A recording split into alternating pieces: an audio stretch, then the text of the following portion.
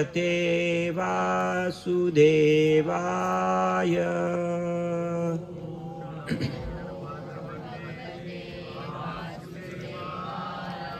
ओम नमो भगवते वासुदेवाय।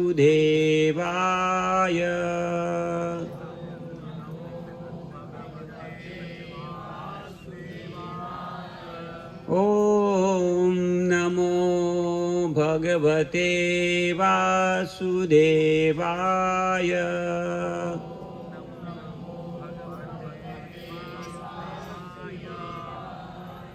ओम अज्ञानतिमिरान्धस्य ज्ञानाञ्जनशलाकया चक्षुरुन्मीलितं येन तस्मै श्रीगुरवे नमः।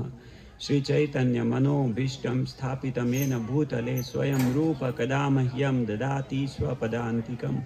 वन्देऽहं श्रीगुरो श्रीयुतपदकमलं श्रीगुरून् वैष्णवांश्च श्रीरूपं साग्रजातं सहगण रघुनाथान्वितं तं सजीवं साद्वैतं सावधूतं परिजनसहितं कृष्ण चैतन्यदेवं श्रीराधा कृष्णपादान् सहगण ललिता श्रीविशाखान्वितांश्च।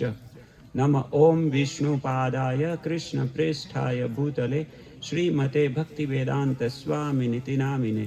नमस्ते सारस्वते देवे गौरवाणी प्रचारिणे निर्विशेष शून्यवादी पाश्चात्य देशतारिणे। जय श्री कृष्ण चैतन्य प्रभु नित्यानंद श्री अद्वैत गदाधर शिवासादि गौर भक्त वृंद। हरे कृष्णा कृष्णा कृष्णा हरे हरे, हरे राम राम राम हरे हरे।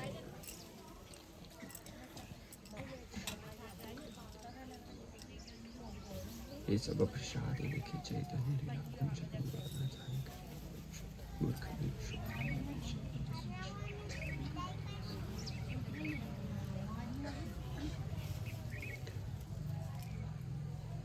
तो ये भागवत कथा को और आगे बढ़ाते हुए हमने अभी तक 4 स्कंध श्रवण कर लिए। 5वें स्कंध में भी हमने काफी कुछ श्रवण किया था।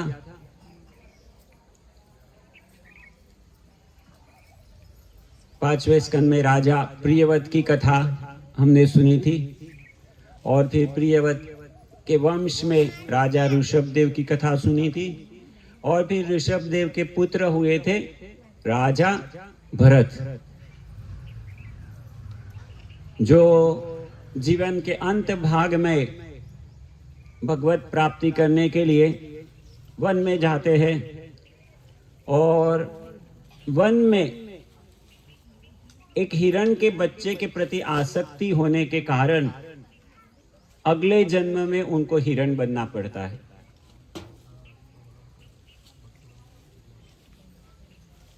तो ये मनुष्य जीवन की सफलता ये है कि ये शरीर छोड़ने के बाद हमको कोई दूसरा शरीर ना लेना पड़े, क्योंकि हम कोई भी शरीर लेंगे तो उसमें समस्याएं है। अन्य कोई समस्या ना भी हो, अगर हमारा स्वास्थ्य अच्छा हो, हमारे पास बहुत धन वैभव हो, हमारे सगे संबंधी सब अच्छे हो, लेकिन फिर भी 4 बड़ी बड़ी समस्याएं हैं: जन्म, मृत्यु, जरा और व्याधि। एक ना एक दिन सब कुछ छोड़ना पड़ता है, मृत्यु आती है और मृत्यु से पहले वृद्धावस्था आती है और जन्म लेना अपने आप में एक कष्ट है बड़ा, और देवताओं से कष्ट आते हैं। इस प्रकार से 4 मुख्य समस्याएं तो रहती ही है। हम चाहे कैसा भी शरीर ले ले, देवताओं के शरीर में चले जाएंगे तो भी, और कुछ नहीं तो एक ना एक दिन वो जगह तो छोड़नी पड़ेगी। तो इसलिए बुद्धिमान व्यक्ति वो होता है जो उसके लिए प्रयास करता है कि ये जन्म मृत्यु जरा व्याधि के चक्र से बाहर निकला जाए। वो ही हमारी समस्याओं का समाधान है। सभी लोगों को अपने दुख टालने हैं, इसलिए किसी ना किसी तरह से प्रयास करते हैं। अलग अलग मंदिर जाना, अलग अलग व्रत करना, तप करना। लेकिन ये श्रीमद् भागवतम हमें क्या सिखाता है? श्रीमद् भागवतम हमें सिखाता है ये सकाम कर्म करने से संपूर्ण शांति नहीं होगी। सकाम कर्म करने से अर्थात ये पुण्य कर्म करने से थोड़े समय के लिए राहत मिल सकती है, लेकिन समस्याएं टलेगी नहीं। तो ये श्रीमद् भागवत की विशेषता है। हमने पहले भी चर्चा किया कैसे श्रीमद् भागवतम में ऐसे कार्यों को बाहर निकाल दिया गया है। लेकिन अभी के समय में श्रीमद् भागवत कथा भी ऐसे ही की जाती है, ऐसे पुण्य भावना से। तो यहाँ पर हम श्रीमद् भागवत कथा यथारूप का आयोजन किया है और पहले एक दिन में हम वर्णन कर चुके हैं।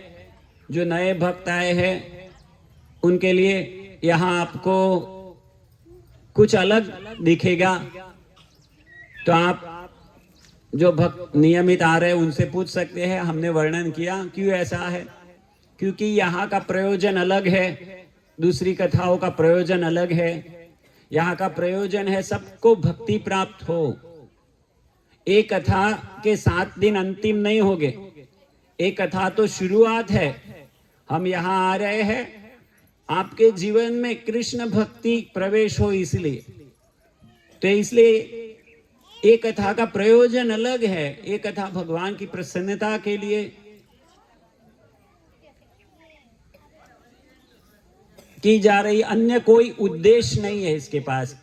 कोई भी शुभ कार्य करने के पहले संकल्प होता है, मैं इसके लिए ये संकल्प ले रहा हूं, लेकिन इसमें और कोई संकल्प नहीं है। एकमात्र संकल्प है भगवान की प्रसन्नता। तो हमने भी और भी चर्चाएं किया था। ये भागवतम में 10 विषय है, भगवद गीता में 5 विषय है। जीव, ईश्वर, प्रकृति, काल, कर्म, ये सब हमने चर्चा किया था। और भागवतम में 10 विषय है। सर्गो विसर्ग, स्थानम, पोषणम, ऊतय, मन्वंतर, ईश कथानु, निरोध, आश्रय, मुक्ति। तो अभी जो हम चर्चा कर रहे हैं वो 5वां विषय है, ऊतय। पहले हमने चर्चा किया सर्ग अर्थात ये सृष्टि का सर्जन और उसमें जीवों की उत्पत्ति और जीवों के रहने का स्थान, ये सब चर्चाएं हमने पहले किया। फिर जीवों का पोषण कैसे होता है वो भी चर्चा किया। अभी जीवों का पोषण भी हो गया, किसी को घर मिल गया, खाना पीना मिल गया, तो अभी क्या करेगा? अभी कुछ कार्य करना है, तो क्या कार्य करूं? तो वो है ऊतय। उधर से आवाज खोल। हरे कृष्ण। तो ऊतय अर्थात जो जीव कर्म करते हैं वो अलग अलग प्रकार के कर्म है। तो अभी ये जो विषय चल रहा है, जैसे हमने 5वें स्कंद में कथा सुनी राजा बरहिषद की कि कैसे वो भी सकाम कर्मों में फंसे थे। तो नारद मुनि ने उनको पुरंजन की कथा कह के उससे निकाला, भाई तुम्हें सकाम कर्मों से निकलो, भक्ति में लगो। तो अलग अलग प्रकार के कर्म है, भगवान भगवद गीता में भी वर्णन करते हैं। कर्म, अकर्म और विकर्म, 3 प्रकार के कर्म होते, कर्म, अकर्म और विकर्म। तो कर्म अर्थात जो शास्त्रों के अनुसार किए जाते हैं, लेकिन कुछ इच्छा के लिए किए जाते, कुछ भौतिक इच्छा के लिए, तो उसको कर्म कहते हैं। और अकर्म मतलब कोई भौतिक हेतु को लेके नहीं किया जाता, वो अकर्म है। और विकर्म अर्थात शास्त्रों से विरुद्ध अपने मन माने ढंग से किया जाता है। या तो विकर्म को दूसरे शब्दों में कहे हमारे सरल भाषा में तो पाप कर्म। कर्म अर्थात पुण्य कर्म और अकर्म अर्थात भक्ति कर्म। तो श्रीमद् भागवतम हमको ये अकर्म या तो भगवान की भक्ति करना सिखाता है। जो पाप और पुण्य से परे की चीज है। श्रीमद् भागवतम कलयुग के लिए दिया गया है। कलयुग में और कोई काम आने वाला नहीं है। तप, दान, ध्यान, योग, ये सब कुछ कलयुग में नहीं चलेगा, क्योंकि ना कलयुग में हमारा शरीर ठीक है, ना हमारे पास ऐसे संसाधन है। जो घी और इस जो द्रव्य चाहिए वो द्रव्य भी ठीक नहीं है। तो इसलिए कलयुग में ये सब यज्ञ, दान, तप, योग ये सब नहीं चलेगा। कलयुग में एकमात्र विधि है भगवान की भक्ति करना। तो भागवतम हमें यही सिखाता है कि पुण्य कर्म से भी ऊपर उठो। पुण्य कर्म अर्थात कुछ हमारा भला हो, हमारा कुछ अच्छा हो, उस भावना से किया हुआ कर्म। लेकिन उससे भी ऊपर है, नहीं मैं भगवान का दास हूं, मैं भगवान का सेवक हूं, इसलिए भगवान की प्रसन्नता के लिए मुझे कार्य करना है, वो है भक्ति कार्य। ये समझते हुए कि भगवान कौन है। ब्रह्मा जी ने क्या कहा था, भगवान कौन है? भगवान वासुदेव, जो वसुदेव के पुत्र है, वो श्री कृष्ण, वो ही परमेश्वर भगवान श्री कृष्ण है। तो उनकी सेवा में लगना वही भक्ति कार्य है। तो हम वही चीज देख रहे थे पंचम स्कंद में, आगे चल रहे थे, जिसमें राजा भरत थे, वो वन में गए थे और वन में प्रयास कर रहे थे जन्म मृत्यु जरा व्याधि के चक्र से बाहर निकलने का। लेकिन हिरण से आसक्त होके हिरण बन गए, और हिरण के जन्म में भगवान की कृपा से उनको याद रहा कि पहले के जीवन में वो राजा थे और सब राजपाट छोड़ के भक्ति करने के लिए वन में गए थे। लेकिन हिरण के प्रति आसक्त होने के कारण हिरण बनना पड़ा। तो इसलिए उस जन्म में उन्होंने वो जो हिरण का शरीर था, फिर भी उस आश्रम, पुलह आश्रम में चले गए जहां वो साधना करते थे। और फिर उधर साधु मुनियों के संग में उन्होंने शरीर त्यागा और फिर उनको मनुष्य शरीर प्राप्त हुआ, एक ब्राह्मण के घर जन्म मिला। तो भगवद गीता में अर्जुन पूछते हैं भगवान को कि हे भगवान, यदि कोई आपकी भक्ति में लग जाएगा लेकिन उसको सिद्धि हासिल नहीं हुई, तो सिद्धि मिलने से पहले ही वो मर गया, या तो उसने आधे मार्ग में ही छोड़ दिया भक्ति, तो फिर क्या होगा? वो तो दोनों बाजू से नहीं लटक गया। एक बात तो इंद्रिय भोग नहीं किया और दूसरी बाजू आपकी भक्ति भी नहीं प्राप्त हुई, तो दोनों बाजू से वो तो लटक गया। तो ऐसा नहीं होगा। तो भगवान कहते नहीं नहीं, ऐसा नहीं होगा, क्योंकि जो अच्छे कार्य में लगता है उसका कभी बुरा नहीं होता है। तो फिर क्या होता है? भगवान समझाते हैं कि उसने जो भक्ति किया उसके बल पर वो स्वर्ग में जाएगा, स्वर्ग में भोग करेगा हजारों वर्षों तक, और वो भोग करने के बाद उसको यहाँ मनुष्य योनि में जन्म मिलेगा। तो मनुष्य योनि 84 लाख में बहुत ही दुर्लभ योनि है, जिसमें हम विचार कर सकते हैं कि हमको क्यों कष्ट आता है, हमको क्यों मरना पड़ता है, क्या इसका कोई उपाय नहीं है? और उसमें भी जिसने ज्यादा भक्ति किया है उसको धनी परिवार में जन्म मिलता है, ताकि उसको पैसा कमाने की चिंता नहीं रहे, तुरंत भक्ति में लगे। और उससे अधिक पर किसी ने भक्ति किया है तो उसको ब्राह्मण घर में जन्म मिलता है, क्योंकि धनी परिवार में भी एक भय रहता है। पैसा ज्यादा होने से व्यक्ति की बुद्धि क्या होती है?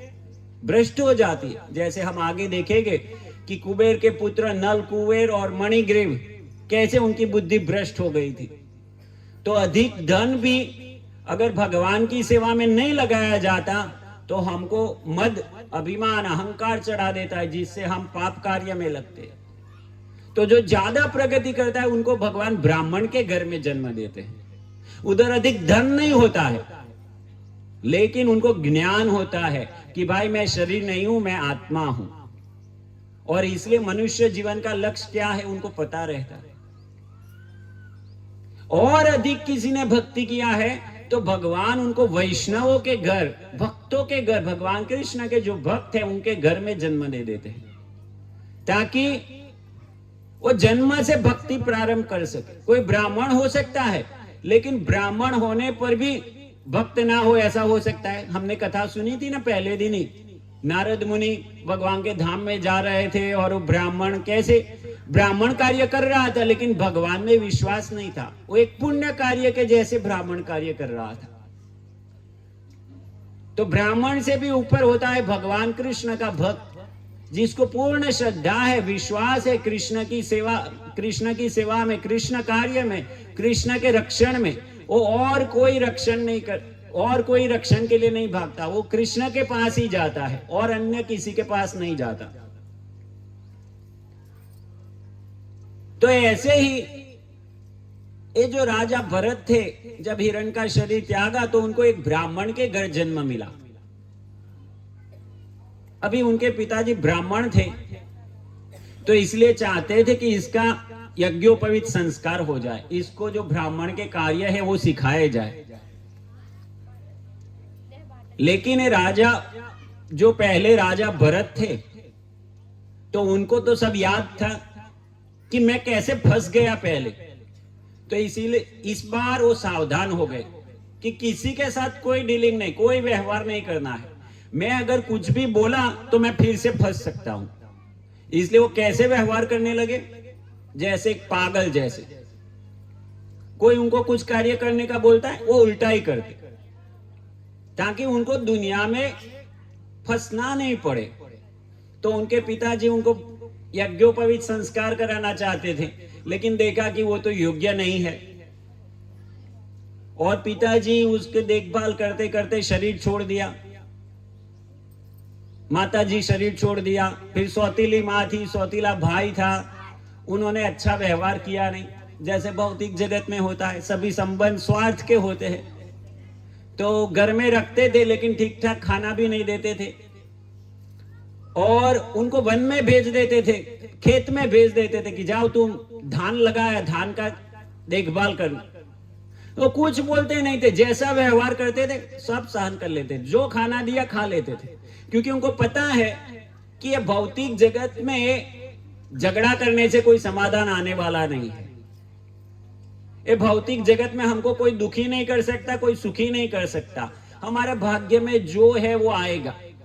तो इसलिए जो आए उसको सहन करो और भगवान की भक्ति कार्य करो।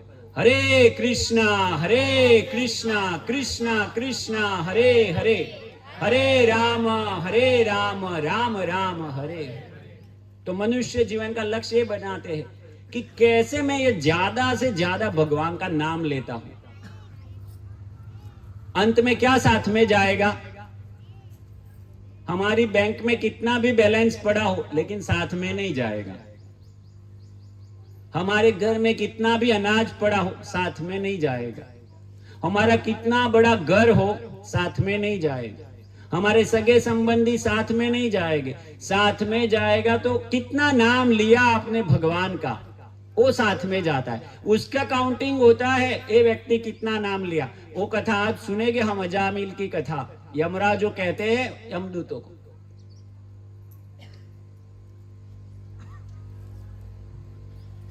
तो ये मनुष्य जीवन में विशेष अवसर है कि हम इसका दुरुपयोग ना करके सदुपयोग करें भगवान का नाम लेने में, क्योंकि वही वास्तविक वस्तु है।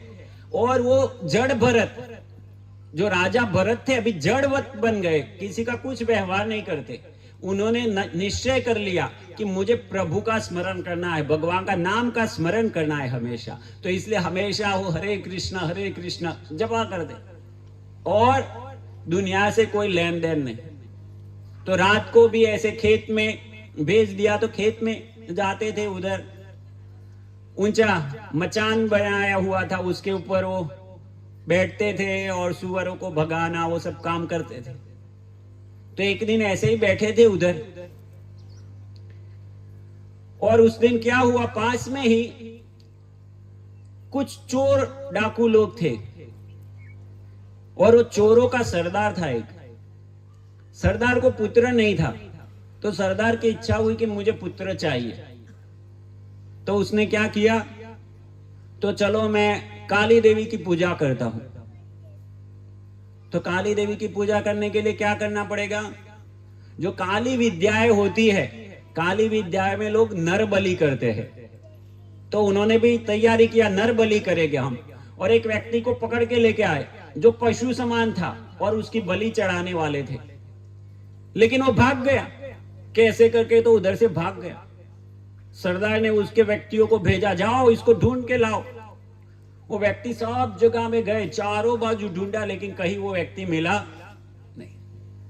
लेकिन ढूंढते ढूंढते ये लोग यहां पहुंच गए जहां जड़ भरत खेत में ध्यान रख रहे थे, उधर पहुंचे। और जड़ भरत को देखने से उनको लगा यही अच्छा व्यक्ति है, उसको जाने दो, अभी इसकी बलि चढ़ा देते। और वो उसको पकड़, जो जड़ भरत को पकड़ के लेके जाते हैं, सरदार को दिखाते हैं, वो व्यक्ति तो नहीं मिला, लेकिन इनको लेके आए, इनकी बलि चढ़ा। सरदार खुश हो जाता है, चलो।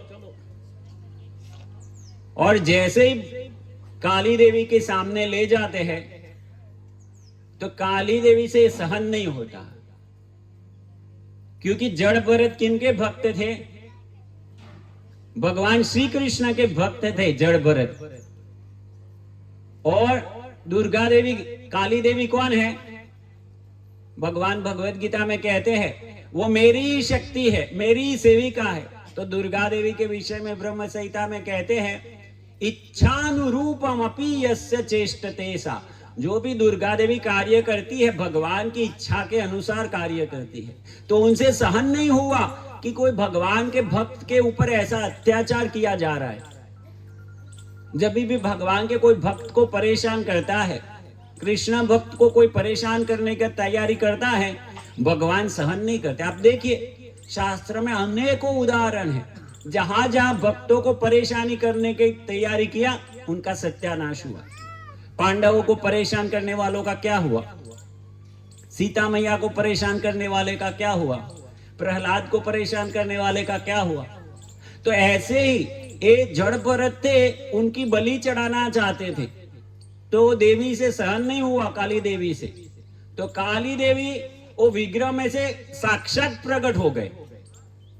उधर साक्षात उनका खड्ग था, वो लेके प्रकट हो गए, और वो जितने चोर डाकू थे सबको गले काट दिए। तो कोई देवी देवता भी सहन नहीं करेगा अगर कोई वैष्णव को अपराध करेगा। तो भगवान के भक्तों का इतना महत्व है, भगवान की भक्ति का इतना महत्व है। अगर कोई भगवान का भक्त बन जाता है तो देवी देवता उससे अपने आप खुश हो जाते हैं।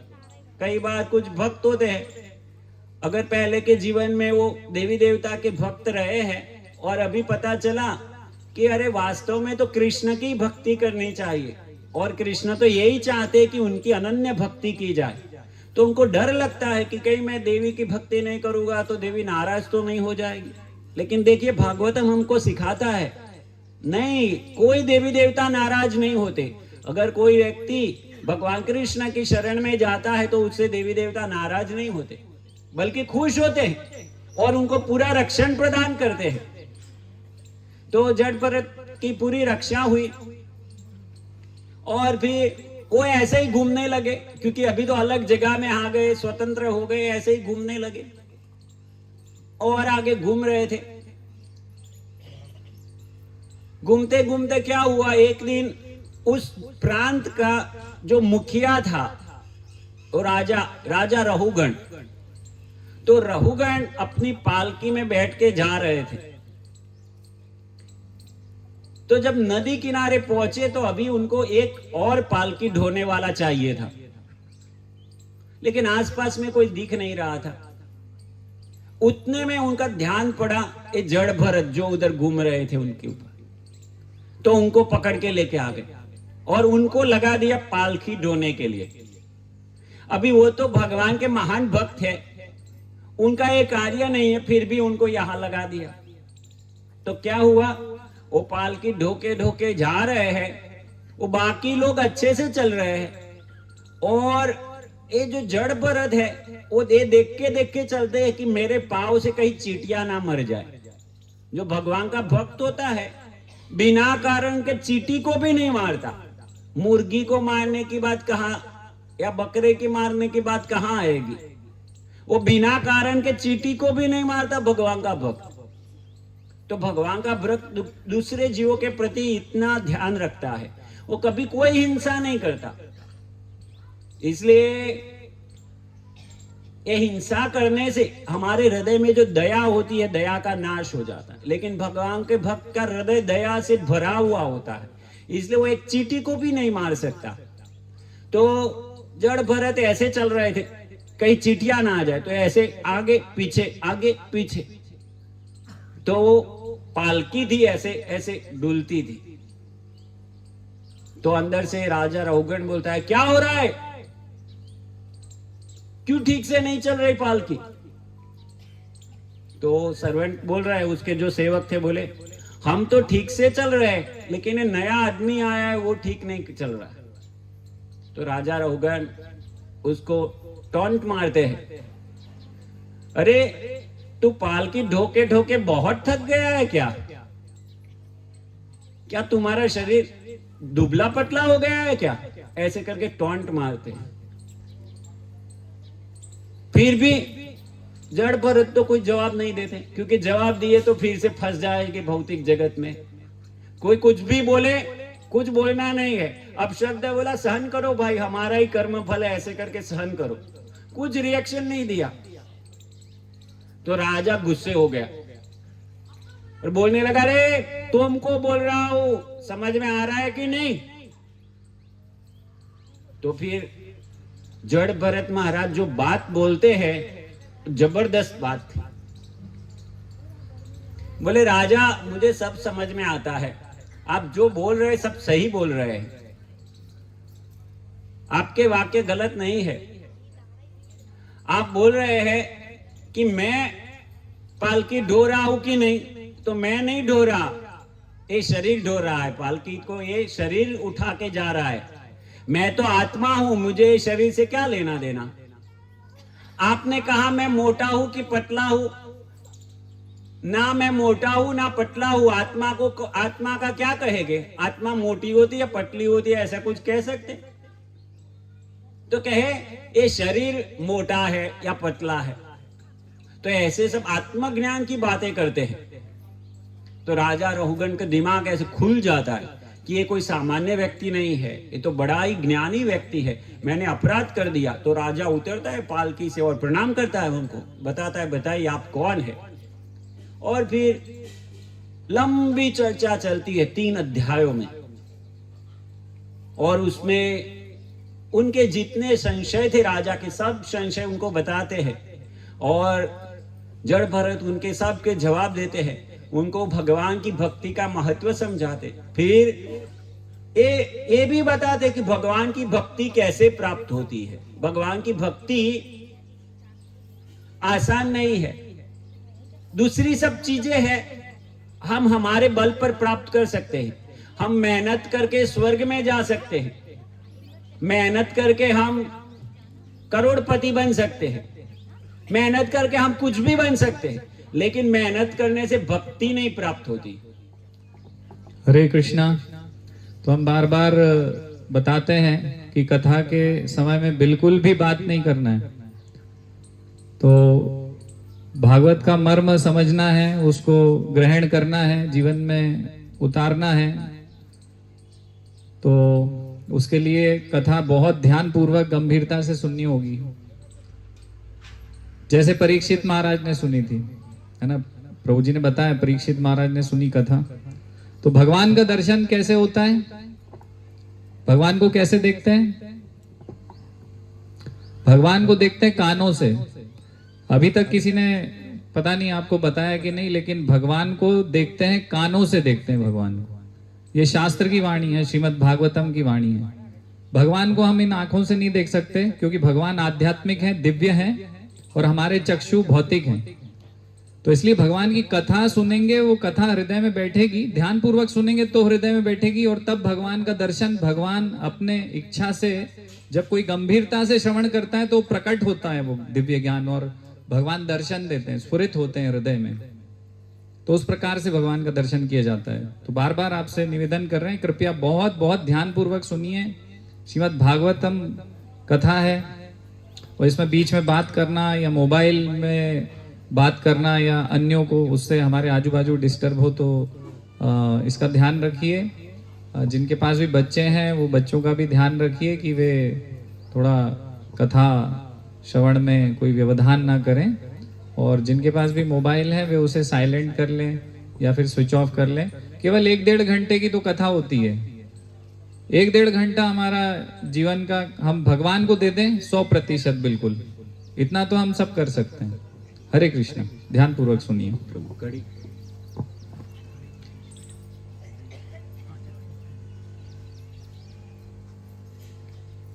अन्य कथाओं से कथा में विषय वस्तु भी अलग रहेगी। हम एक एक स्कंद पूरा 12 अध्याय सुना रहे हैं। अन्य कथाओं में ऐसी सब बात नहीं होती है, तो कुछ कुछ कथाएं होती है, लेकिन हमारा प्रयोजन अलग है। मैंने कहा ना, जैसे प्रभु जी ने भी बताया, हम लोग ऐसा नहीं है कि आपको खाली हम हमारा काम करते रहे आप आपका काम करते रहे, ऐसे नहीं आए। हम आए हैं आपके जीवन में बदलाव लाने के लिए, क्योंकि कृष्ण भक्ति के बिना जो जीवन है उन गड्ढे में जा रहा है, नरक में जा रहा है। तो इसलिए ध्यान से सुनिए।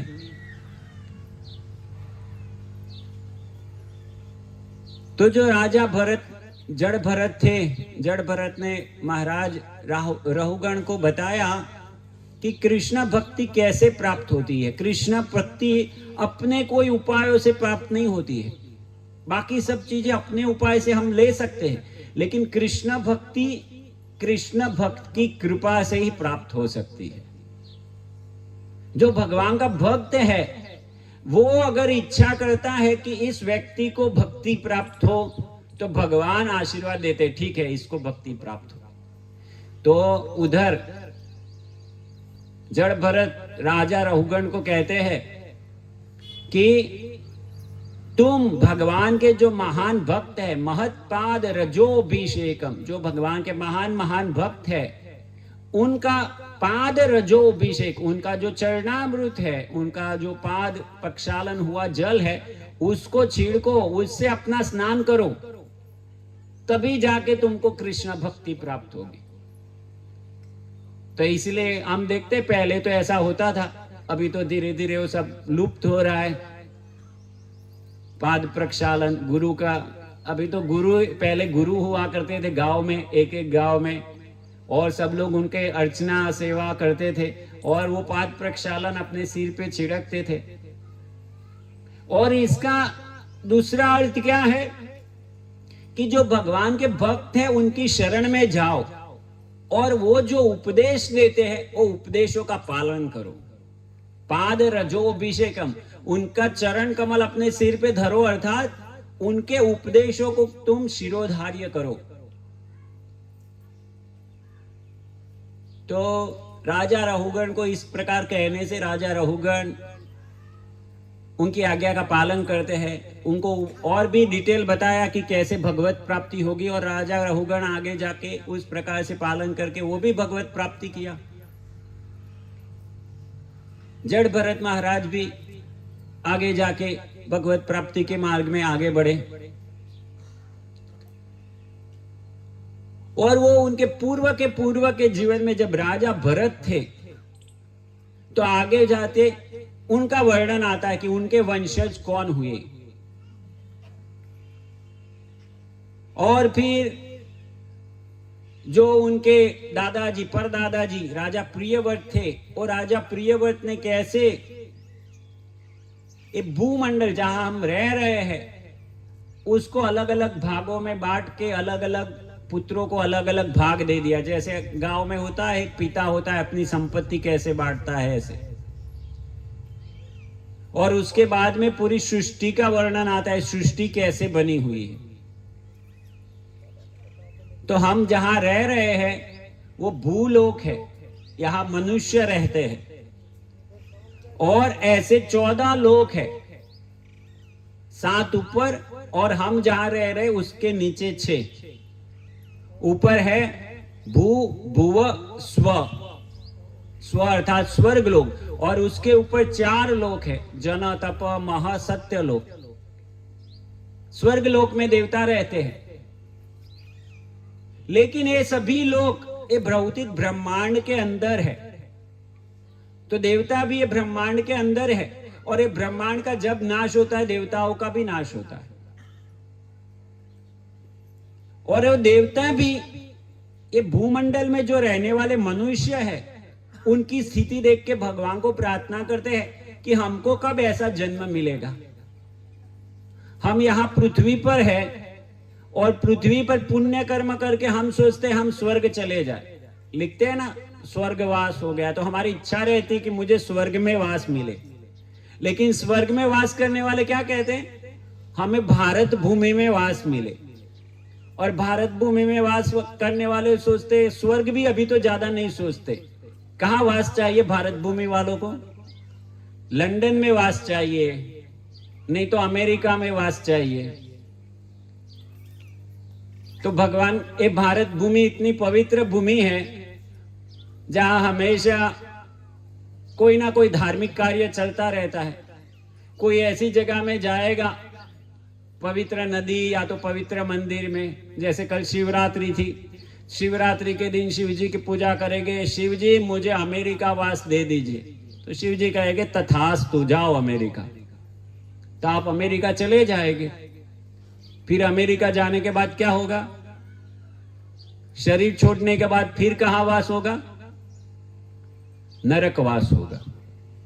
क्योंकि अमेरिका का विषय में हमने कल देखा कैसा है अमेरिका का जीवन।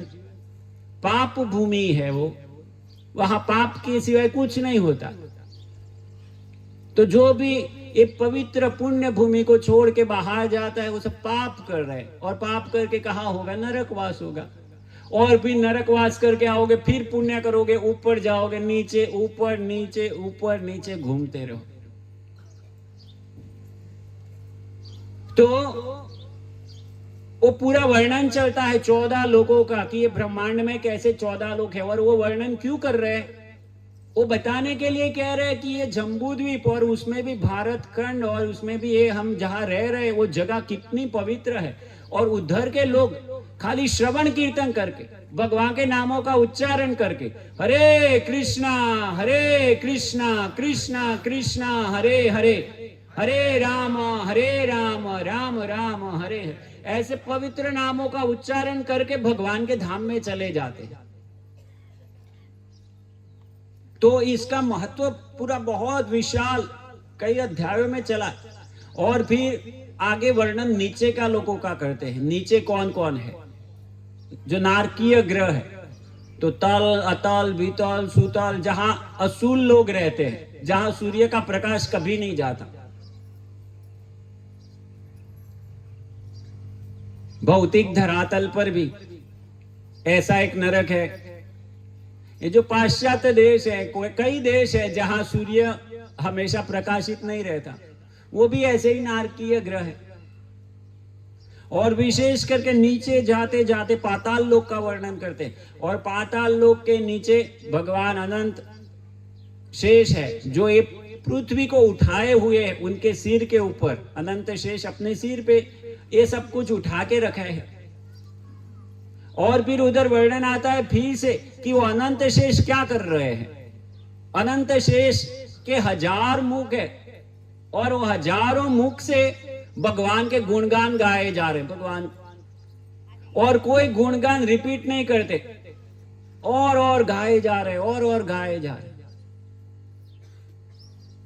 तो अगेन फिर से उधर वही बात चलती है कि ये मनुष्य जीवन की सफलता इसमें ही है कि हम भगवान की कथा पढ़े, सुने, भगवान के नामों का जप। और फिर एक महत्वपूर्ण वर्णन चलता है 5वें स्कंद का अंतिम अध्याय, बहुत ही महत्वपूर्ण है। अगर आप पढ़ेंगे, यहाँ 5वां स्कंद मिलता है, आप भागवतम मिलता है, आप लेके जाइए और उसका अंतिम अध्याय पढ़िए, आपके रोंगटे खड़े हो जाएंगे। ऐसा क्या वर्णन है उसमें? उसमें वर्णन है 28 प्रकार के नरकों का। किस प्रकार का पाप करने से किस प्रकार के नरक की प्राप्ति होती है और उधर कौन सी सजा मिलती है। जो लोग किसी के देहांत के बाद गरुड़ पुराण बिठाते हैं, वो गरुड़ पुराण में भी इसका थोड़ा वर्णन आता है नरकों का। तो ये 28 प्रकार के नरक है और एक एक प्रकार के नरक के लिए एक एक प्रकार के नरक में एक एक सजा दी जाती है। उसमें से मैं मुख्य आपको बता रहा हूं अभी। जैसे कोई नशा करता है तो नशा करने वाले के लिए क्या सजा है? तो उसके लिए एक नरक है, उसमें लिया जाता है उसको, और फिर ये लोहा को पिघलाकर वो लोहा पिलाया जाता है उसको। अभी आप बोलेंगे कि ऐसा कैसे संभव है कि लोहा पिए? तो जब हम ये शरीर छोड़ते हैं तो हमको एक दूसरा शरीर दिया जाता है, यातना शरीर, जिसमें हमको ये सब कष्ट अनुभव करना होता है। तो वो शरीर को सब कष्ट दिए जाते हैं, तो भी वो जैसे उसमें उसको पूरी तलवार से हाथ काट दिया जाएगा तो हाथ काटने का दर्द होगा लेकिन शरीर रहेगा। ऐसे ही उसको लोहा, गरम गरम लोहा पिलाया जाएगा। जो यहाँ दारू पी रहा है, चाय कॉफी, ये सब नशा कर रहा है, तंबाकू खाना, ये सब उनको ऐसे। फिर दूसरा है जो मांसाहार करता है। मांसाहार वाले के लिए एक नरक है जिसमें बड़ी कढ़ाई होती है, जिसमें तेल उबाला जाता है और वो उबलते तेल में उसको डाला जाता है और वो कूद के बाहर निकलना चाहता है, लेकिन यमदूत उधर खड़े होते, भाले से उसको अंदर डालते वापस।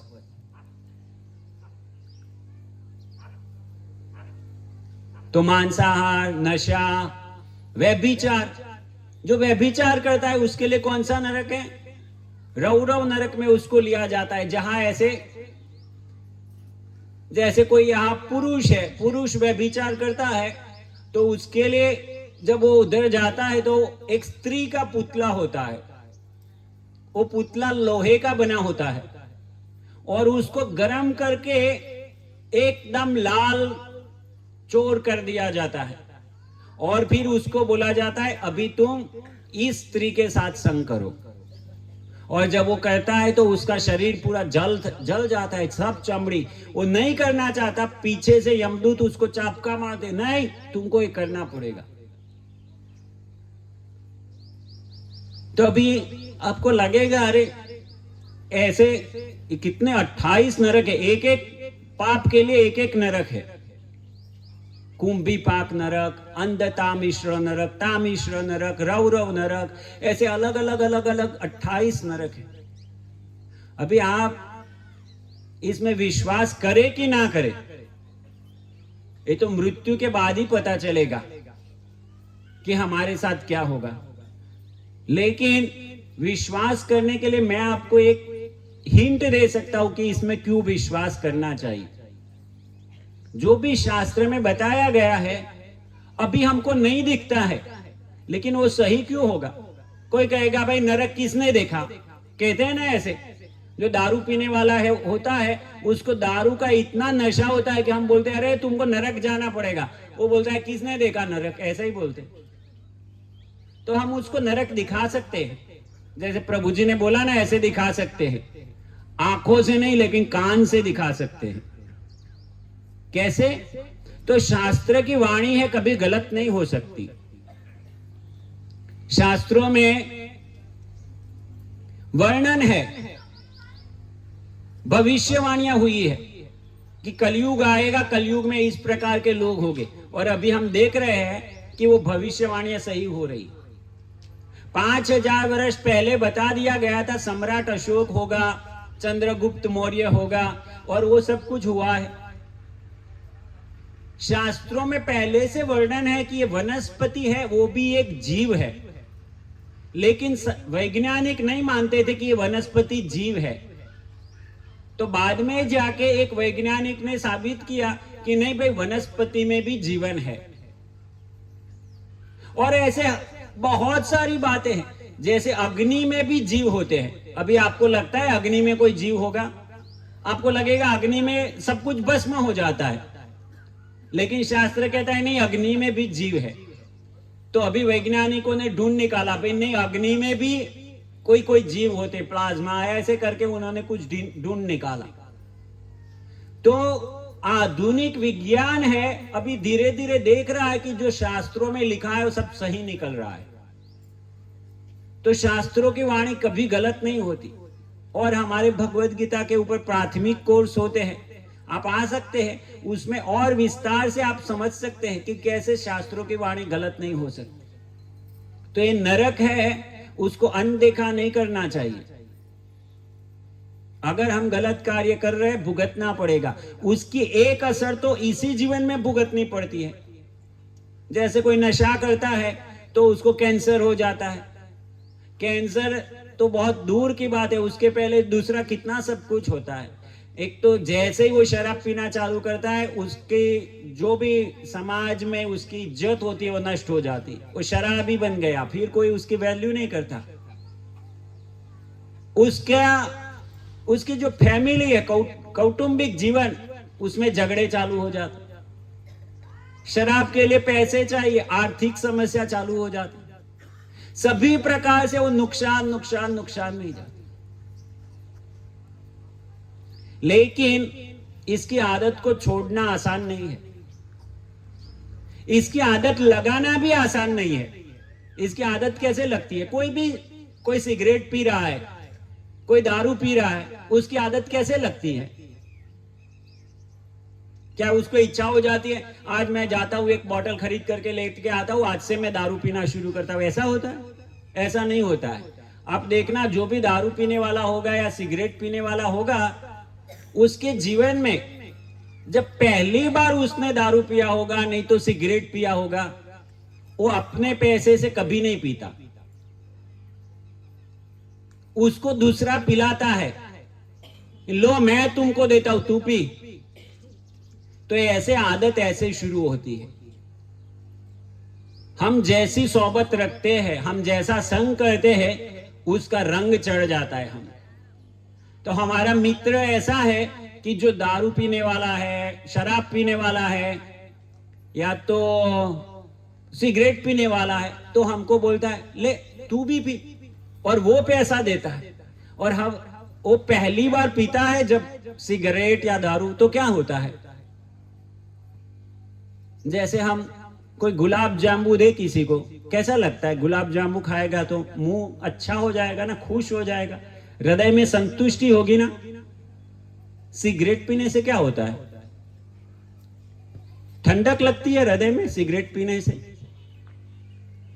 सिगरेट जब पहली बार पिएगा इतनी खांसी आएगी वो सहन नहीं कर पाएगा, हृदय पूरा जलेगा उसका। शराब भी ऐसी ही हालत है। लेकिन जब उसकी ऐसी हालत होती है, उसके मित्र क्या कहते हैं? अरे नामर्द कहीं का एक सिगरेट नहीं पी सकता, इसलिए उसको जुनून चढ़ता है, अरे मैं सिगरेट नहीं पी सकता, मैं पी के दिखाऊंगा सिगरेट। तो जब हमारे ऐसे मूर्ख मित्र होते हैं, या तो लंपट या व्यभिचारी या नशाखोरी करने वाले मित्र होते हैं, तो हमको जबरदस्ती उसमें लगा देते। उनकी बातों से सुन के एक कान से हम उनकी बातें सुनते हैं, और इसके कारण हम उसमें बह जाते। फिर एक बार, फिर 2 बार, फिर 3 बार, फिर तो उसकी लत लग जाती है। तो वो अच्छा व्यक्ति था, साधु व्यक्ति था, मंदिर में जाता था, सब कुछ करता था, लेकिन ऐसी लत लगने से वो गिर गए। अभी उसको सही करना है तो क्या करना पड़ेगा? एकदम से नहीं जाएगा, उसके लिए कुछ दूसरी चीज लगानी पड़ेगी। जैसे आप अच्छे व्यक्ति को ये बुरी सोबत हुई, तो बुरे व्यक्ति को अच्छी सोबत हो जाए तो सुधर सकता है, अच्छा संग मिलने से वो सुधर सकता है। और पहली बार में वो तैयार नहीं होगा। जो शराबी है, आप उसको बोलो चलो मैं भागवत कथा में जाता हूं, वो आएगा? नहीं आएगा, उसको ये सब अच्छा नहीं लगेगा। जो मांस खाने वाला है उसको ये सब अच्छा नहीं लगेगा, व्यभिचारी को ये अच्छा नहीं लगेगा, क्योंकि इधर उसके अहंकार के ऊपर प्रहार होगा। वो जो पाप कर रहा है उसके लिए जो भुगतना पड़ेगा वो बताया जाएगा, वो उससे सहन नहीं होगा, इसलिए नहीं आएगा।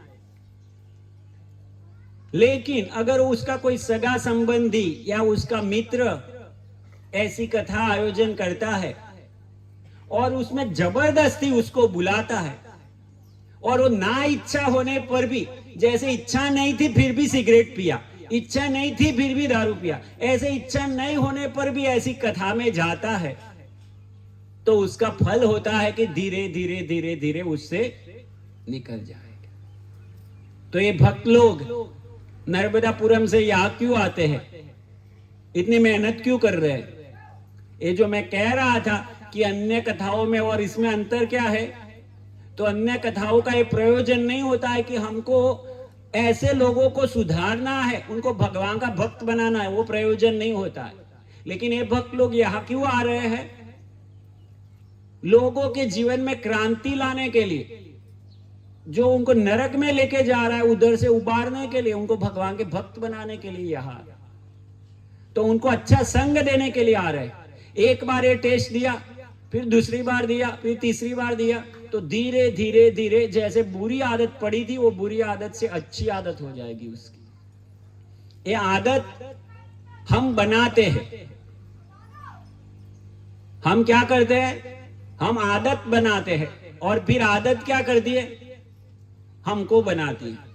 हमने बुरी आदत बनाया, बुरी आदत हमारी पहचान बनाया समाज में, मैं कैसा हूं? मैं शराबी हूं। और मैं अगर अच्छी आदत डालता हूं भक्तों के साथ बैठने वाली, तो फिर समाज में हमारा क्या नाम होगा? ये तो साधु व्यक्ति है, अच्छा भला व्यक्ति है, वो कुछ बुरा नहीं करेगा। तो हम आदत बनाते हैं, और फिर आदत हमको बनाता है समाज में। हमारे क्या लोग हमारे प्रति क्या देखेंगे, क्या बोलेंगे? तो ये आदत को हम बदल नहीं सकते। एक खराब आदत हमको नरक में लेके जा रही है, लेकिन मैं सोचता हूं, आज कथा में सुना कि ठीक है दारू पीना तो खराब है, मैं नरक में जाऊंगा, तो कल से दारू बंद। लेकिन कर पाते? नहीं कर पाएंगे। उसको बदलने के लिए कोई अच्छा टेस्ट चाहिए, उच्च रस का आस्वादन होगा तो उसको छोड़ पाएगा। और वो उच्च रस क्या है? कृष्ण भक्ति रस का आस्वादन होता है उसको। अगर भगवान का नाम लेता है, भगवान के भक्तों के संग में भगवान की सेवा का रस आस्वादन होता है उसको, तो फिर ये शराब का रस और ऐसे अभक्तों का, जो दुष्ट व्यक्ति है, उनका संग छूट जाता है। तो यही कार्य के लिए भागवत कथा आयोजन किया है। तो परीक्षित महाराज जब ये सब वर्णन सुना सुखदेव गोस्वामी के मुख से कि ऐसे 28 प्रकार के नरक है, तो उनके हृदय में हुआ, जो भगवान का भक्त होता है उनके हृदय में ये दया होती है कि ऐसे कैसे सबको नरक में जाने दिया जाएगा।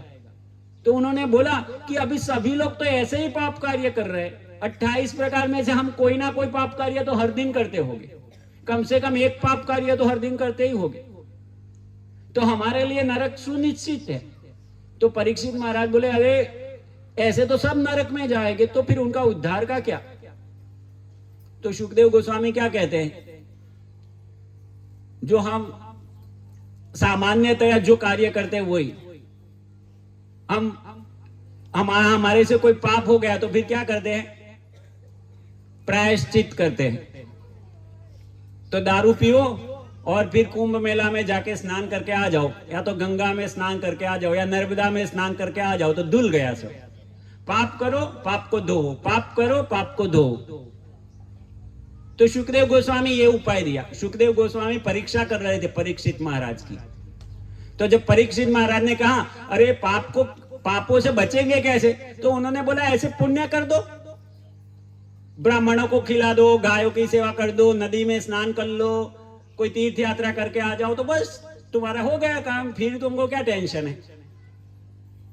तो अभी ऐसा ही चलता है ना समाज में, लोग पाप करते फिर पुण्य कर्म करते, पाप कर्म करते पुण्य कर्म करते। और यहां तक कि जिन लोगों को ये उपदेश देना चाहिए था वो भी ये इससे आगे उपदेश नहीं दे रहे। मतलब जो ब्राह्मण होता है, जो साधु होता है, वो लोगों को वास्तविक उपदेश करता है। लेकिन अभी साधु लोग भी क्या कहते हैं, ठीक है आप हमारी प्रणामी डाल दो, बाद में जो करना है करते रहो। तो वास्तविक उपदेश नहीं करते कि इससे काम बनने वाला नहीं है, खाली प्रायश्चित करने से नहीं होगा। तो परीक्षित महाराज मूर्ख नहीं थे, परीक्षित महाराज बुद्धिमान थे। उन्होंने तुरंत कहा सुखदेव गोस्वामी को कि आप जो बात बोल रहे हो सही है, वो शुद्ध तो हो जाएगा, उसके पाप तो धुल जाएंगे, लेकिन पाप करने की वृत्ति तो अंदर पड़ी है और इसलिए फिर से पाप करेगा, तो फिर से पाप चढ़ गए उसके सिर। तो सुखदेव गोस्वामी बोले फिर से धो दे, तो फिर से पाप करेगा, फिर से धो देगा, फिर से करेगा, धो देगा, तो समस्या का समाधान हुआ नहीं। परीक्षित महाराज ने कहा वो तो कैसा हुआ, कुंजरवत शौचम, कुंजर अर्थात हाथी, हाथी जैसे स्नान करता है। हाथी का स्नान किस प्रकार का होता है, हाथी नदी में प्रवेश करता है, अच्छे से पानी डालता है उसके ऊपर, फिर बाहर निकलता है और बाहर आके धूल डाल देता है उसके ऊपर। तो हमने कुछ अच्छा धार्मिक कार्य किया, शुद्ध हुए, और फिर से वापस आके वही कार्य। अभी कुंभ मेला में कितनी भीड़ है, तो पाव रखने की जगह नहीं है, तो सब लोग पुण्य कार्य करते हैं, कुंभ मेला में जाके स्नान करके पुण्य कार्य करते हैं, और फिर वापस आके क्या कार्य करते हैं, वही जो रूटीन कार्य था, गुटखा खाना, सिगरेट पीना, दारू पीना, मांसाहार करना। तो ऐसा ही हो गया, कुंजरवत शोचम, हाथी जैसा। तो इसलिए सुखदेव परीक्षित महाराज का इससे काम नहीं बनेगा, इससे समस्या का समाधान नहीं होगा। तो सुखदेव गोस्वामी दूसरा उपाय बताए, ठीक है ऐसा करो, तुम पुण्यशाली जीवन जीने लगो। जैसे हमने राजा की कथा सुनी थी ना पहले, प्राचीन बरही राजा, वो सब धार्मिक जीवन, मतलब किसी को दान दो, ये करो, ये पुण्य कर्म करने का, पाप कर्म नहीं करने का। हमेशा खाली पुण्य करते रहो, पाप नहीं करो, तो फिर समस्या नहीं है ना। तो ये तो बात अच्छी है ना, अभी पाप नहीं कर रहा है वो कोई, खाली पुण्य पुण्य कर रहा है, तो फिर कोई समस्या नहीं है। तो हमको ये अच्छा उपाय लगता है, बात सही है। खाली पुण्य करेंगे तो फिर कोई समस्या नहीं है, फिर नरक में नहीं जाना पड़ेगा, फिर तो हमारी सद्गति होगी। लेकिन परीक्षित महाराज मूर्ख नहीं थे, उन्होंने उदाहरण दिया नहीं, ये भी काम नहीं करेगा। क्यों? क्योंकि हम अच्छा पुण्य कार्य कब तक करते हैं, जब तक हमारे आसपास अच्छा वातावरण हो, तब तक हम अच्छे लोगों की संगति में हो, अच्छे कार्य करते हैं। लेकिन अगर हमारी संगत बदली तो तुरंत हम खराब कार्य करते हैं, पाप कार्य में फंस जाते हैं। तो इसलिए परीक्षित महाराज उदाहरण देते हैं कि जैसे बांस का जंगल हो, तो बांस का जंगल को अगर जला दिया जाए तो ऊपर से लगता है कि सब नष्ट हो गया, लेकिन जैसे ही बारिश आएगी तो क्या होगा, फिर से सब बांस निकल के आ जाएंगे।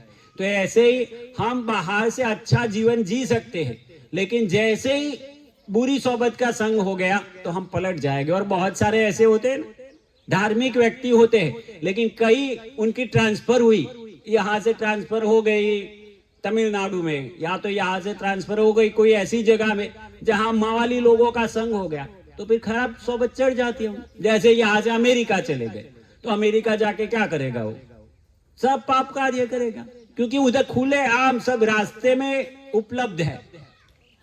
यहाँ जिसके लिए हमको शर्म आ सकती है, उधर सब रास्ते में उपलब्ध है। जैसे गुजरात में शराब की दुकानें रास्ते पर नहीं है, लेकिन दूसरे सब राज्यों में शराब की दुकानें रास्ते पर है, आप पी सकते हैं रास्ते पर जाके। तो ऐसे अमेरिका में जाएंगे तो खाली शराब की दुकान नहीं, सब कुछ रास्ते में उपलब्ध है। कुत्ते बिल्ली कैसे रास्ते में सब कुछ करते हैं, ऐसे सब कुछ रास्ते पे चलता है। तो ऐसे में वो कैसे अपने आप को सहन कर पाए। तो आप धार्मिक जीवन जी रहे हैं और भगवान को प्रार्थना कर रहे हैं मुझे वीजा मिल जाए अमेरिका, और अमेरिका चले गए, तो फिर आपका धार्मिक जीवन स्वाहा, अभी अधार्मिक जीवन चालू हो जाएगा और फिर नरक में जाएंगे। तो इसलिए परीक्षित महाराज का ये भी काम नहीं करेगा। तो क्या काम करेगा? कहे केचित केवल या भक्त्या वासुदेव परायण अगम गुणवंती का स्नेह निहारमिव भास्कर, कि भगवान कृष्ण की, वासुदेव अर्थात भगवान कृष्ण जो वसुदेव के पुत्र है, उनकी भक्ति एकमात्र उपाय है। तो परीक्षित महाराज ने कहा ऐसे कैसे हो सकता है कि कृष्ण की भक्ति एकमात्र उपाय है? तो शुकदेव गोस्वामी फिर इतिहास बताते हैं कि रुको मैं तुमको एक कथा बताता हूं। क्या कथा है? कथा है अजामिल की, जो गरुड़ पुराण में भी आती है, आप अगर सुने होगे तो। ये जो भागवत पुराण है आप देख रहे हैं, वो महापुराण है। बाकी सभी पुराणों का जो सार है इसमें वर्णन है। इसलिए अगर कोई भागवत पुराण पढ़ता है तो बस उसको अन्य शास्त्र पढ़ने की जरूरत नहीं है। इसलिए हम बारंबार विनती करते हैं कि आप एक एक सेट, एक एक भाग, आप एक एक सेट आपके घर में बसा सकते हैं और हर दिन थोड़ा थोड़ा अध्ययन कीजिए। ये सब कथाएं आप घर में प्रतिदिन पढ़ सकते हैं। महिलाएं, जैसे मैं छोटा बालक था तो मैं देखता था मेरी माता और वो लोग अलग अलग व्रत करते थे और बैठ के अलग अलग कथाएं पढ़ा करते थे, साथ में दोपहर में बैठ के जैसे हम कर रहे हैं। तो आपके लिए वो संभव है। आप एक सेट बसाइए घर में, हर दिन थोड़ा थोड़ा पढ़िए। इसमें कितने सारे भक्त हैं। अभी आते समय एक भक्त मुझे बता रहे थे कि जहां हमारा नर्मदापुरम का मंदिर है, उनके जो मालिक है उन्होंने भागवतम पूरा पढ़ लिया। वो ऐसे नहीं कि हमारे जैसे साधु सन्यासी है, वो तो गृहस्थ है, बिजनेसमैन है। लेकिन एक बार हम घर में ले जाएंगे, थोड़ा थोड़ा पढ़ने लगेंगे, ऑटोमेटिक हम पूरा कर लेंगे। तो आप लोग ले जाइए और आपके जीते जी आप स्वयं भागवत कथा कर लीजिए पूरी। दूसरे कोई पुजारी को बुलाना कथा करने, वो पता नहीं हमारे जीवन में संभव हो पाएगा नहीं हो पाएगा, क्या होगा। लेकिन ये तो बहुत ही सरल है, ज्यादा खर्चा नहीं। भागवत कथा में तो बड़ा खर्चा होता है। एक भागवत सेट घर में ले जाने में कोई बड़ा खर्चा नहीं, तो आप ले जा सकते हैं। यहाँ पर भागवत सेट है। तो उसमें सुंदर कथा बताई शुकदेव गोस्वामी ने अजामिल की। तो उसमें कहते हैं कि अजामिल ब्राह्मण पुत्र था, लेकिन एक दिन वन में जा रहा था। पिताजी पूजा कर रहे थे और उसके लिए फूल लेने के लिए वन में जा रहा था। और फूल लेके आ रहा था तो उसने देखा एक शूद्र और एक वेश्या संग कर रहे थे। तो उसको ब्राह्मण की ट्रेनिंग मिली थी, ब्राह्मण का प्रशिक्षण मिला था। जैसे पहले बताया ना शुकदेव गोस्वामी ने कि अच्छा सत्कार्य करो, तो वो सब सत्कार्य कर रहा था अजामिल। पिताजी ने उसको पूरी ट्रेनिंग दिया था। लेकिन संजोगवश ऐसा संग हो गया, और वो तो उसकी ट्रेनिंग थी, प्रशिक्षण था। तुरंत उसने मुंह मोड़ लिया। ऐसा नहीं कि उसको देखता रहा, मजा नहीं लिया, क्योंकि उसके पिताजी की ट्रेनिंग है, ऐसा सब नहीं देखना चाहिए। उसने देखा नहीं, तुरंत मुंह मोड़ लिया, चला गया उधर से। चला जाने के बाद क्या हुआ? घर में गया, पिताजी को फूल दे दिया, सब कुछ काम हो गया। लेकिन बाद में जब वो अकेला हुआ, फिर से वही चित्र उसके सामने आया और उसके ऊपर ध्यान होने लगा। भगवान ने क्या कहा? ध्यायतो विषयान पुंस, जो विषयों का ध्यान करता है उसको आसक्ति हो जाती। उसको आसक्ति हो गई वो वेश्या से। वो वेश्या को घर में लेके आ गया और फिर अपनी पत्नी थी, पत्नी को भगाया, माता पिता को भगाया घर से, और जितना धन था वो वेश्या के लिए खर्च करने लगा। और वेश्या संतुष्ट नहीं हुई उतने धन से, तो उसके लिए चोरी करना, डाका डालना, सब कुछ करने लगा। तो ब्राह्मण पुत्र होते हुए भी इतना गिर गया, खाली एक बार अनजाने में देखने से। आधुनिक समय में क्या हालत है?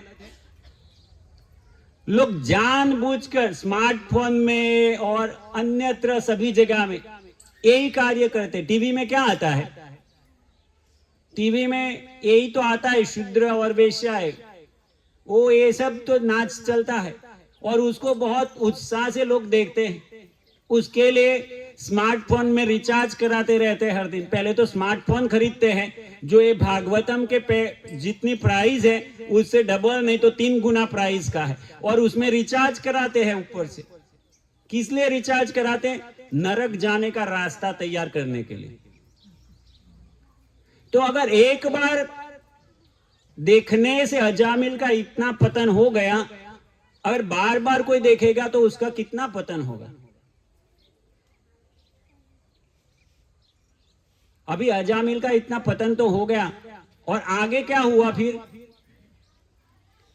जो पूर्व संस्कार था उसका, जो पिताजी ने जो संस्कार दिए थे, तो उसको थोड़ा तो पता था कि क्या करना चाहिए। तो अलग अलग उसके बहुत बच्चे हुए। उसमें जो अंतिम बच्चा हुआ उसका नाम उसने संजोगवश नारायण नाम रख लिया। क्या नाम रखा?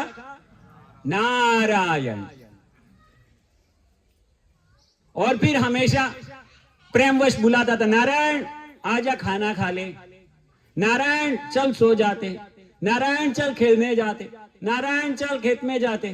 तो ऐसे बुलाता था हमेशा, नारायण नारायण नारायण। इसलिए अभी भी गांव में ऐसे ही नाम होते होंगे। सबके नाम पूछेंगे आप तो ऐसे ही नाम होंगे, नारायण, नहीं तो विष्णु, नहीं तो कृष्ण, नहीं तो नरसिंह। ऐसे भगवान के नाम से नाम हुआ करते थे। माताओं के नाम भी ऐसे हुआ करते थे, देवी के नाम से। भगवान के अन्य जो अर्धांगिनी के रूप, रुक्मणी, राधा, और इस प्रकार से नाम हुआ करते थे, जिससे हम अनजाने भगवान का नाम लिया करते।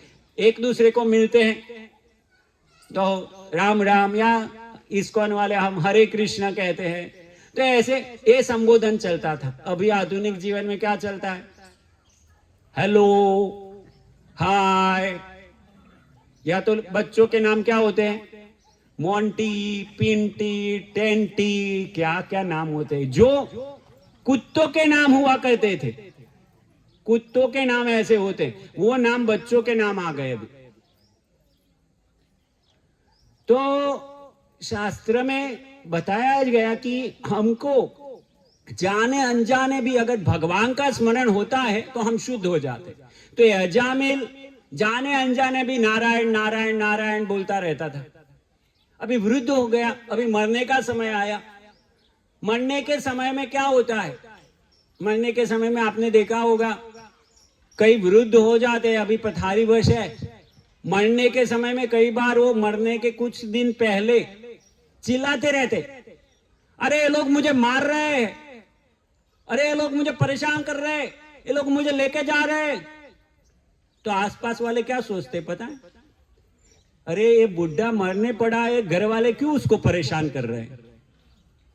लेकिन वो घर वाले नहीं परेशान करते उसको, वो यमदूत आते हैं।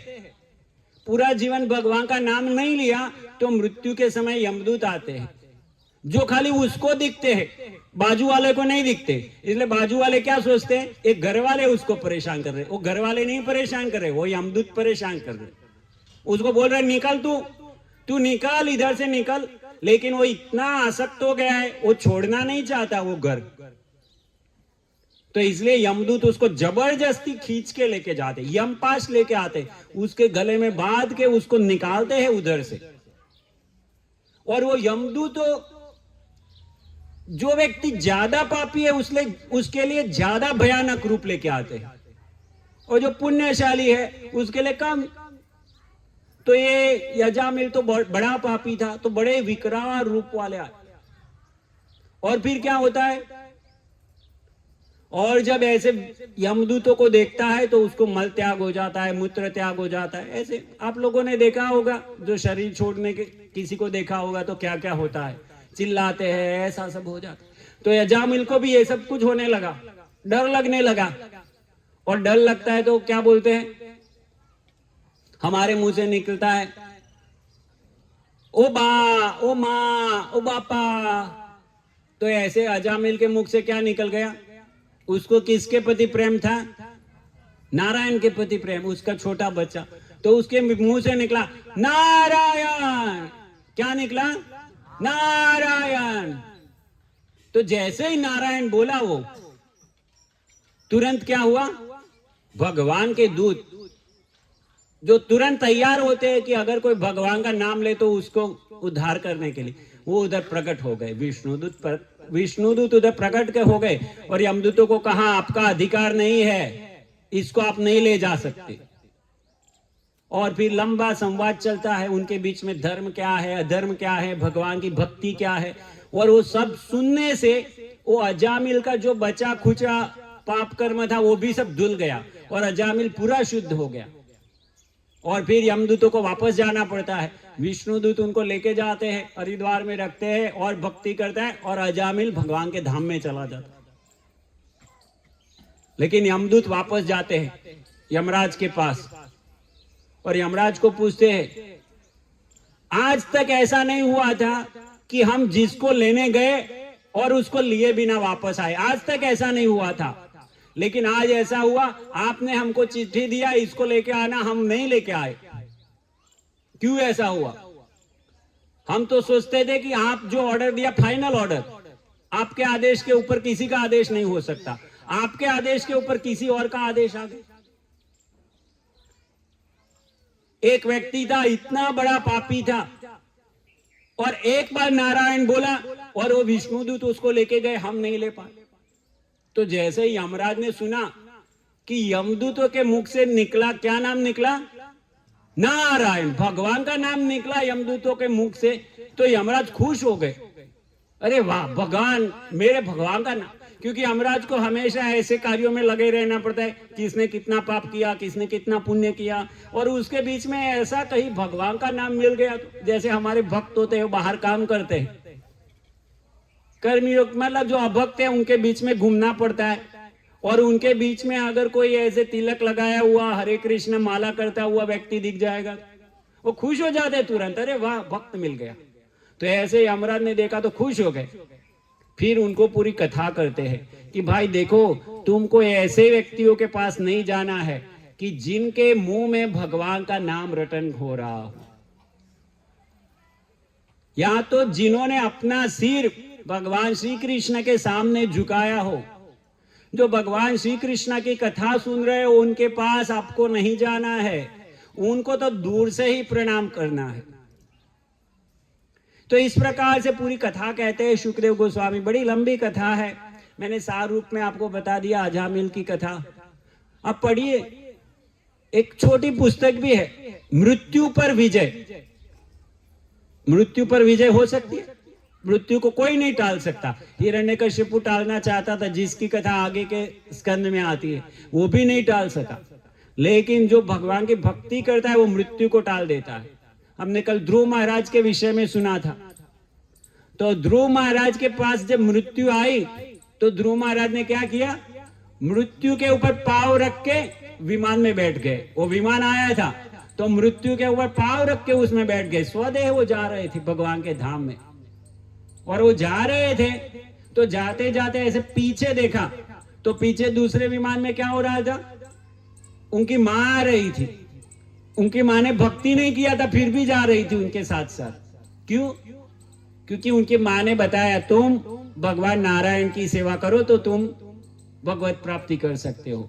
तो खाली उंगली दिखाने का इतना फल था कि वो भी उनके साथ साथ भगवान के धाम में जा रही थी। तो आप लोग यहां आएंगे, हमारा कोई स्वार्थ नहीं, हमारा इतना स्वार्थ है, आप लोग यहां आएंगे और भक्त बनेंगे तो भगवान आपसे प्रसन्न होंगे और भगवान हमसे भी प्रसन्न होंगे कि हमने किसी को भक्ति में लेके आया। यही हमारा स्वार्थ है, अन्य कोई स्वार्थ नहीं हमारा यहाँ आने के पीछे। स्वार्थ है, लेकिन ये स्वार्थ है कि भगवान प्रसन्न हो हमसे कि हम किसी को भक्ति में लेके आए। वास्तव में तो हम किसी को नहीं ला सकते, हम तो एक निमित्त बनेंगे। अंत में तो आप और भगवान के बीच का वो व्यवहार है, आप है और भगवान है। अगर आप चाहते हैं भगवान के पास जाना, भगवान आपको स्वीकार करेंगे।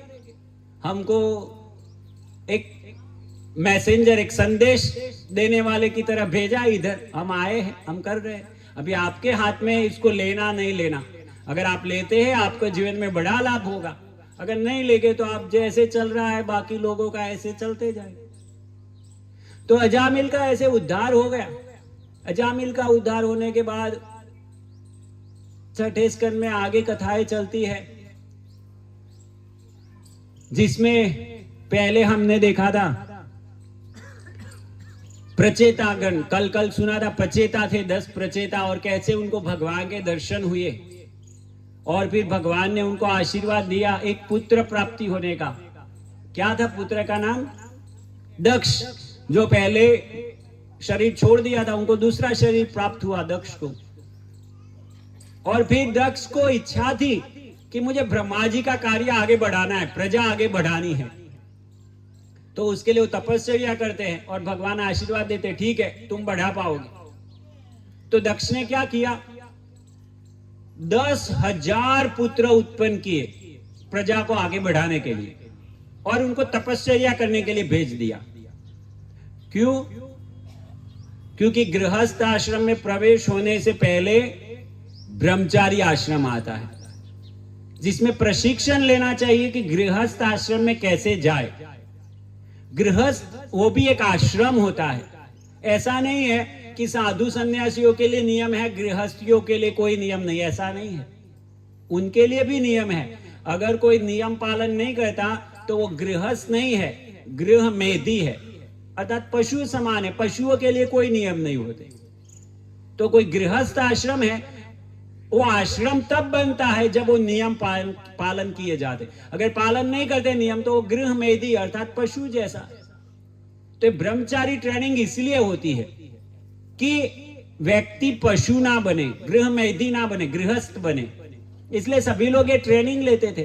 तो दक्ष प्रजापति ने अपने 10,000 पुत्रों को ये ट्रेनिंग के लिए भेजा, लेकिन जब उनकी ट्रेनिंग चल रही थी तो बड़ी निष्ठा से प्रशिक्षण ले रहे थे और नारद मुनि की आंख में वो आ गए, अरे ये तो बड़े जबरदस्त तपस्वी लोग हैं, क्यों इनका जीवन नष्ट हो, चलो मैं उनको भक्ति प्रदान करता हूं। नारद मुनि जाते हैं, उनको कृष्णा भक्ति के विषय में बात बोलते हैं और सब कृष्णा भक्त बन जाते। 10,000 के 10,000 पुत्र क्या हो गए?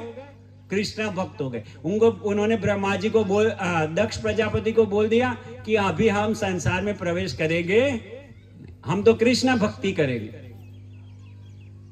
तो दक्ष प्रजापति ने क्या किया? ठीक है उनको बुरा लगा, लेकिन दूसरे 1000 पुत्र उत्पन्न कर दिए और फिर उनको तपस्या करने के लिए भेज दिया।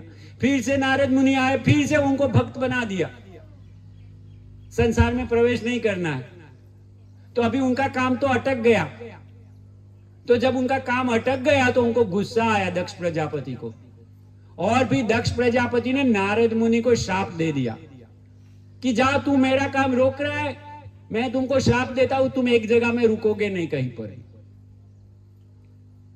तो नारद मुनि ने तो स्वीकार कर लिया, अच्छा है भाई, मुझे तो ऐसे ही प्रचार करना है, अभी कहीं रुकना नहीं, तो अच्छा है मैं ज्यादा प्रचार कर पाऊंगा।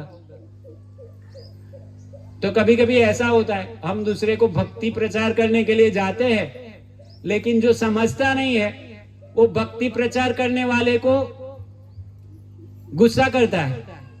हम किसी के घर में जाते भगवत गीता दिखाने के लिए, वो हमको भगाता है उधर से। तो भक्ति प्रचार करना आसान नहीं। आप देखिए जो भी भगवान के भक्त हुए, जिन्होंने प्रचार करने का प्रयास किया, उनको सहन करना पड़ा। तो दूसरे को भक्ति प्रचार करनी है तो सहन करना पड़ता है। तो नारद मुनि सहन कर लिया उसको। और फिर दक्ष ने क्या किया? दक्ष प्रजापति ने अभी लड़के नहीं पैदा किए, लड़कियां पैदा की। और भी नारद मुनि नहीं आए, क्योंकि जो स्त्री शरीर है वो उस प्रकार की ट्रेनिंग के लिए नहीं, उस प्रकार के प्रशिक्षण के लिए नहीं है। स्त्री का कर्तव्य क्या होता है? स्त्री के लिए एक ही धर्म है। क्या धर्म है? अपने पति का अनुसरण करना, अपने पति जो कर रहे हैं वो करना, वो स्त्री का धर्म होता है। तो इसलिए नारद मुनि उधर नहीं गए और फिर उन पुत्रियों से आगे संसार प्रजा आगे और बढ़ी, और उसमें बहुत सारे देवताओं की उत्पत्ति हुई और पूरा ब्रह्मांड भर गया। अभी हमको लगता है कि हम स्वर्ग में चले जाए, देवता बन जाए, तो हमको शांति हो जाएगी। ऐसा हमारा प्रयास रहता है ना कि हाँ ये थोड़ी समस्या है, अभी ये बिजनेस में मेरा इतना ये है तो ये ठीक हो जाएगा तो सब शांति हो जाएगी। मुझे इतनी बीमारी है, डायबिटीज है, ये डायबिटीज ठीक हो जाएगी तो बस बाकी मेरा जीवन अच्छा है। या तो बीपी है, बीपी ठीक हो जाए तो बस, या तो किसी की शादी नहीं हुई तो शादी हो जाए तो बस, या तो शादी हो जाएगी बस, एक लड़का हो जाए तो बस। ऐसे हम सोचते हैं कि इतना हो जाएगा तो बस फिर शांति है। तो ऐसे ही दक्ष प्रजापति सोचते थे बस ये प्रजा हो जाएगी तो बस फिर शांति। तो सब जगह में देवता, पूरा राज्य भर गया, इंद्र बैठ गए, इंद्र शासन कर रहे थे, उनकी पत्नी शची देवी थे उनके पास में बैठे थे, अप्सराएं नाच रही थी और उनके गुरु उधर आए बृहस्पति। लेकिन इंद्र भोग करने में इतने लिप्त हो गए थे, उनका ध्यान नहीं गया बृहस्पति के प्रति, और बृहस्पति नाराज होके चले गए कि इतना इंद्रिय भोग में फंस गया है तू कि गुरु आए वो भी नहीं देख सकते। तो जो ज्यादा इंद्रिय भोग करता है उसकी बुद्धि भगवान की ओर नहीं जाती, वो वडीलों का मान सम्मान नहीं कर सकता, वो वडीलों को सामने बोलेगा। आजकल हम देखते हैं ना, छोटे बच्चे माँ बाप के सामने बोलते हैं। क्यों माँ बाप के सामने बोलते हैं? क्योंकि वो इंद्रिय भोग में लगाया गया है, उनको स्वतंत्रता दी गई है, इसलिए अभी वो माता पिता के सामने बोलते हैं, वो वश में नहीं है। लेकिन अगर उनको पहले से प्रशिक्षण दिया जाता है तो फिर ऐसा नहीं होगा।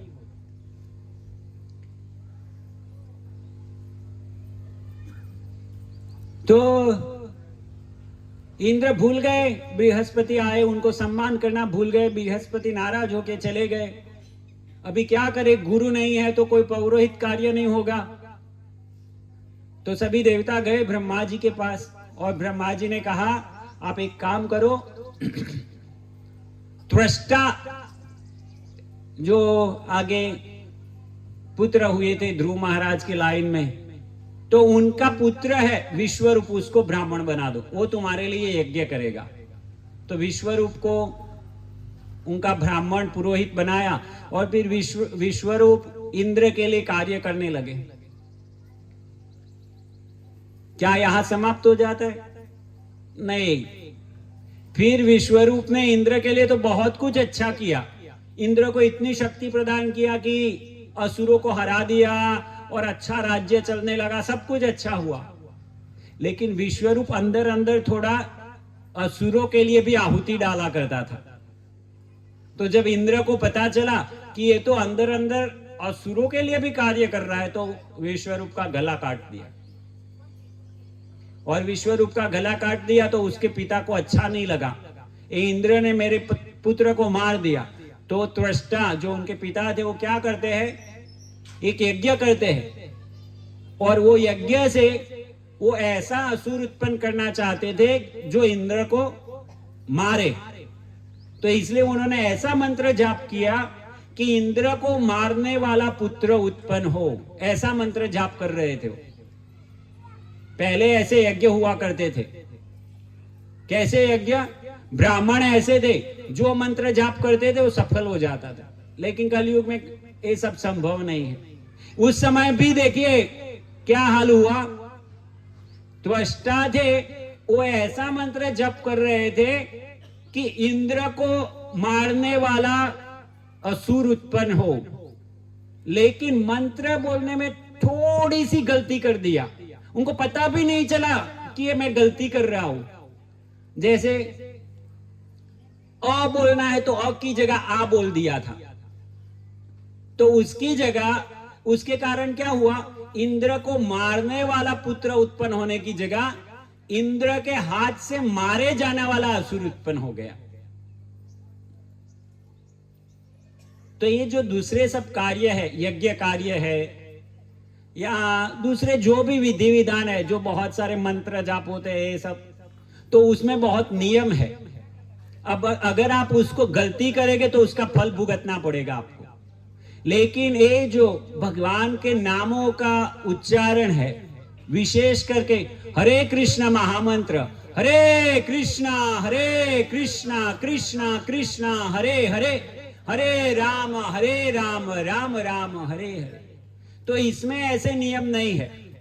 हमने देखा ना कि अजामिल तो अपने पुत्र को पुकार रहा था, लेकिन भगवान के भक्त आ गए, विष्णुदूत आ गए। तो भगवान के नामों का उच्चारण में ऐसा कोई नियम नहीं, कोई कैसे भी नाम ले लेकिन उसका उद्धार हो जाएगा। जबकि दूसरे सब यज्ञ कार्य है या दूसरे जो देव कार्य है जिसमें गलती किया देवी देवताओं की पूजा में, वो हमने आगे देखा चोरों का सरदार था, देवी की पूजा कर रहा था, लेकिन भगवान के भक्त का अपराध कर दिया, सत्यानाश हो गया। एक त्वष्टा यज्ञ कार्य कर रहे थे, उच्चारण में गलती कर दिया, उल्टा हो गया फल। तो दूसरे सब कार्यों में ऐसे नियम है, अगर आप गलती किया तो गलत फल मिलेगा। लेकिन ये जो भगवान की भक्ति है, भगवान का नाम है, वो कोई कैसे भी करेगा उसका कल्याण हो जाएगा। तो त्वष्टा ने गलती किया, उसके कारण उधर से वृत्तासुर उत्पन्न हुआ। वो बड़ा ही खतरनाक असुर था और उसका इंद्र से सामना हुआ, लड़ाई हुई इंद्र के और उनके बीच। बड़ा लंबा विवरण है। और इंद्र वो सब सहन नहीं कर पाए वृत्तासुर को, तो भगवान के पास गए कि भगवान इसका समाधान क्या, इसको कैसे हम मारे। तो भगवान ने कहा तुम जाओ, दधीची मुनि है, तपस्या कर रहे हैं, उनको बोलना कि आपकी हड्डियां चाहिए हमको वज्र बनाने के लिए, और वो दे देंगे। उसका वज्र बनाओ और उससे इसका वध होगा। तो वो गए और दधीची मुनि ने दे दिया। जो साधु होते वो अपना जीवन न्योछावर करते हैं दूसरे के कल्याण के लिए, तो ये साधु का लक्षण है। वो अपना स्वार्थ नहीं देखता, दूसरों का कल्याण कैसे हो, वो वास्तविक साधु का लक्षण होता है। तो यहाँ जो भक्त आते हैं कृष्ण भक्ति प्रचार करने के लिए, जैसे ग्राम विद्यादान कार्यक्रम चलाते हैं, अलग अलग गांव में जाते हैं और प्रोग्राम करते हैं, सत्संग करते हैं, नगर फेरी करते हैं, उनका कोई स्वार्थ नहीं है। वो किस लिए जाते हैं उधर, दूसरों का कल्याण हो इसलिए जा रहे हैं। भले ही उन्होंने भगवा वेश नहीं धारण किया हो, भले ही वो गृहस्थ हो, लेकिन भगवान की आज्ञा का पालन कर रहे। भगवान ने कहा अपिचेत सुदुराचारो भजते माम अनन्य भाग साधुरेव समंतव्य। वो साधु है जो मेरी अनन्य भक्ति में लगा है। तो ये भक्त आज जो आते हैं आपको प्रचार करने के लिए, कृष्ण भक्ति सिखाने के लिए, तो वास्तव में साधु है, क्योंकि उनका कोई स्वार्थ नहीं है, लेकिन लोगों का कल्याण के लिए सब जगह में जाना है, भगवान के नामों का कीर्तन करना है। तो ऐसे ही दधीची मुनि ऐसे ही थे।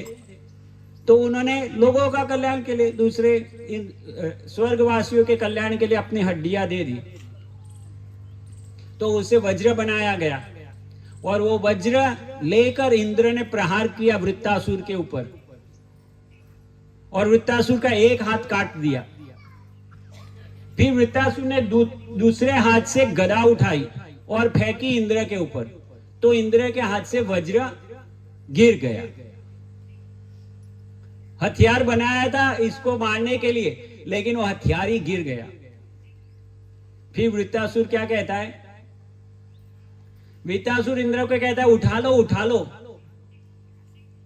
क्योंकि मेरी उत्पत्ति इसलिए हुई है कि तुम्हारे हाथ से मरूं, और तुमको पता है कि जब तुम मुझे मारोगे मैं भगवान के धाम में जाने वाला हूं, और तुम यहां रहोगे और ये स्वर्ग का भोग करोगे, लेकिन भगवत धाम नहीं प्राप्त करोगे। तो ऐसे करके वृत्तासुर बहुत ही अच्छा उपदेश करता है कि लोग सोचते हैं कि मेरी विजय मेरे कारण हो रही है, मेरे पास शक्ति है इसलिए मेरी विजय हो रही है, या तो मैं हार गया उसके कारण हार गया। लेकिन वो वास्तव में नहीं देखता कि ये भौतिक जगत भगवान के संचालन में, यहाँ जो भी चलता है सब भगवान के हाथ में। कहते हैं ना कि ये पेड़ का पत्ता भी भगवान की इच्छा के बिना नहीं हिल सकता, लेकिन व्यक्ति मूर्खतावश सोचता है कि मैं सब कुछ चला रहा हूं, मेरे कारण सब कुछ चलता है। तो वृत्तासुर ऐसा उपदेश करता है इंद्र को।